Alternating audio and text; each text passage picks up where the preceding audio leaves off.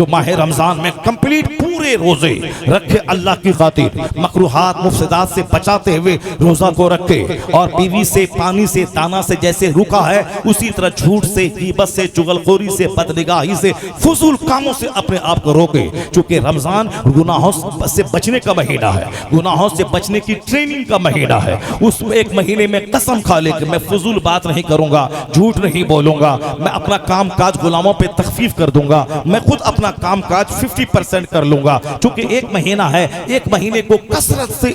عبادت میں لگا دے، 2-4 ختم قرآن کر لے، غریبوں مسکینوں میں خیرات کرے، اپنی نگاہوں کی حفاظت کرے، موبائل الیکٹرانک سامان بالکل ضرورتاً استعمال کرے، واٹس ایپ، یوٹیوب، فالتو چیزیں بالکل ہی اس کو بند کر دے، ایک مہینہ صبر کرے، ایک مہینہ وہ صبر کرے گا تو یہ ایک مہینے گناہوں سے بچنا، نیک کام کرنا، باقی 11 مہینے گناہوں سے بچنے کے لیے اس کا مددگار مہینہ ثابت ہو جائے گا۔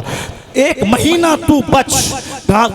حلال سے تو بچ رہا ہے، دانا پانی حلال ہے مگر اللہ کی خاطر میں نے اس کو حرام کر لیا صبح سے لے کے شام تک، بیوی حلال ہے مگر اللہ کے لیے میں نے اس کو صبح صادق سے لے کے شام تک حرام کر لیا اپنے لیے، تو جو حلال تھا اللہ کے کہنے سے تو نے اپنے لیے حرام کر لیا، تو یہ 30 دن کا روزہ تمہیں اس قابل بنا دیتا ہے کہ حلال کو تو نے اللہ کے کہنے سے اپنے لیے حرام بنا لیا، اتنے فکسڈ ٹائم تک تو دانا پانی اپنے لیے حرام قرار دے دیا، تو اس قدر 30 دن تک اس پر عمل کر کہ اب جو اللہ جس کو حرام کہہ رہا ہے اس سے تو بچ جا، جس کو اللہ ناجائز کہہ رہا ہے اس سے تو بچ جا۔ یہاں تو دانا پانی کو خدا کے کہنے سے اپنے لیے حرام کر لیا، اب وہ طاقت تیرے اندر ایک مہینے میں پیدا ہو جائے، اب تو جھوٹ سے بچ جا، شراب سے بچ جا، چغلخوری سے بچ جا، تو حرام خوری سے بچ جا، دوسروں کو ستانے سے بچ جا۔ تو روزہ کا مطلب ہے رکنا، یعنی گناہوں سے رکنا۔ دانا پانی بیوی ایک سمبولک ہے اور حقیقت میں اس کے پیٹ میں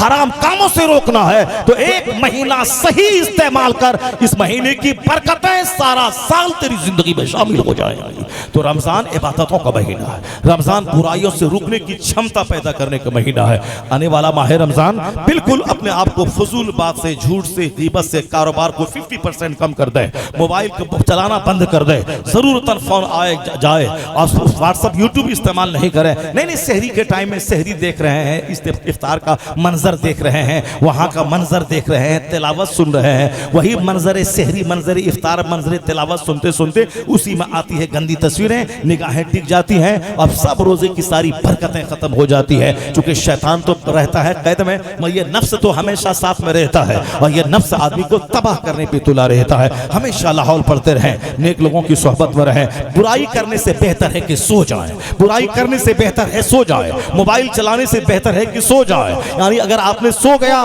تو کم سے کم اتنا تو ہے کہ گناہ سے آپ بچ گئے، گناہ سے بچ گئے، وہ جگہ ہے تو وہ موبائل چلا رہا ہے، گندی گندی چیزیں دیکھ، اس سے بہتر ہے کہ سو جائیں، آپ رات میں تراویح کے بعد سو جائیں اور فجر کی نماز کے بعد آپ سو جائیں، اور فجر کی نماز کے بعد سو جائیں، یا تو اچھا کام کریں یا پھر سو جائیں، یا بہتر ہے کہ مسجد میں جا کے بیٹھ جائیں، تو اس مسجد میں جا کے اعتکاف کی نیت سے سو بھی گیا تو سو بھی جائیں گے تو بھی ہر سانس کے بدلے میں اجر ملتا رہے گا۔ آنے والا ماہ رمضان عبادتوں کا سال بنا دیجئے۔ آدمی وہی ہے جو اپنے آپ کو کنٹرول میں رکھ کے نفسانی خواہشات سے اپنے آپ کو بچائے۔ اب ذرا غور سے